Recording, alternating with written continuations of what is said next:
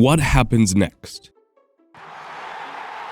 You already knew the answer, and so did these defenders and goalkeepers. But if they know what's coming, why don't they stop it before it happens? In this video, we'll examine what makes these signature moves impossible to stop. Well, it's counterintuitive, but they actually do stop them a majority of the time. A lot of times, the classic cut in and curl sees a winger complete a dribble before unleashing a shot into the far corner. But even for the very best wingers, a dribble rate of around 50% would be considered excellent, meaning defenders often do come out on top, either outright winning the ball back or jockeying them and forcing a harmless pass in field. But the thing is, the cards are rigged heavily against defenders. In many ways, it's similar to a batsman in a cricket match. They can be having a great over, hit scoring shots on 5 of the 6 balls, and be quote-unquote winning the battle against the bowler. But if on the 6th ball, the bowler gets the wicket and the batsman is dismissed, all of a sudden, the batsman's performance looks poor. Similarly, if the defender tackles the attacker or blocks their shot 5 times in a row, but the 6th time results in this, all we remember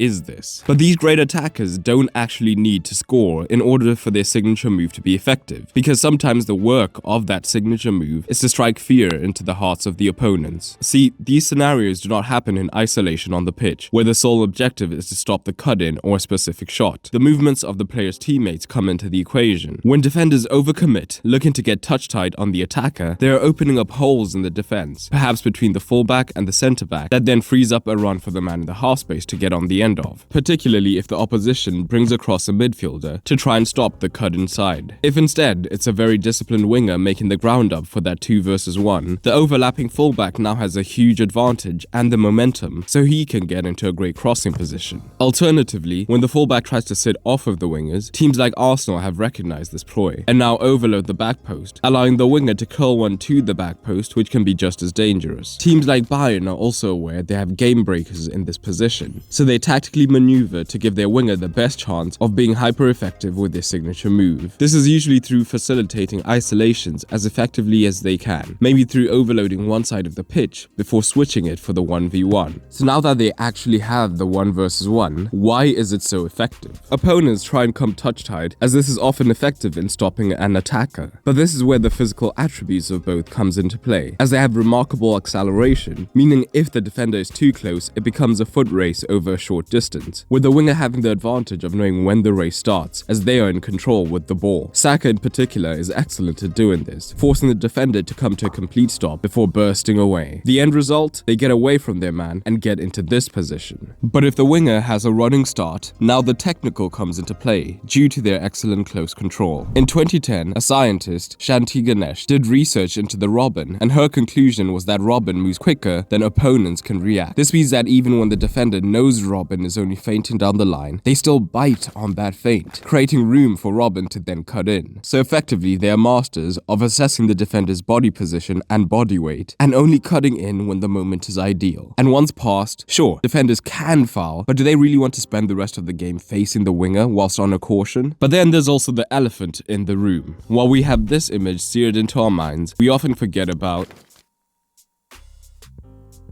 Robin himself said doing the same thing again and again without variation wouldn't work, and that variation comes in many different forms. While a defender anticipates the cut-in and the shot, a quicker movement means the defender does not have time to lunge, while the defender might be anticipating a cut-in and direct shot, meaning they try and get across to lunge and block the shot. The double variation can be much more lethal, because as the winger comes in and the defender fully commits to blocking the shot, thinking they have everything figured out and are perfectly positioned to block, they commit their body weight, and now a second or third touch by the winger leaves the defender completely for dead. And despite the impression of these wingers, Robin in particular, being almost comically one-footed, they are still competent on their right. So when the defender overcommits, they use that acceleration to ease past their man down the line and get the right-footed cross or even a shot in. And the goal numbers show that the right foot can't be completely ignored by the defender. Marcel Schmelzer, the left-back who knows Robin more than anyone else, bemoaned this. So what of the trademark finish when they get here? Why don't goalkeepers just anticipate the finish? Again, many times they do, but the curled finish is so difficult to stop because it allows the forward to start the ball outside the width of the goal, effectively increasing the distance the keeper has to cover, making this shot shot even harder to stop. But Saka and Mbappe have taken their finishes from their trademark positions to the next level, because they have worked hard at introducing a near-post variation to achieve two things. If the goalkeeper anticipates the trademark finish, the change-up should be a lot easier to execute. Because the keepers now have to worry about the change-up, they're less likely to commit here, making the trademark finish even easier. One of Robben's most fruitful spells was under Jupp.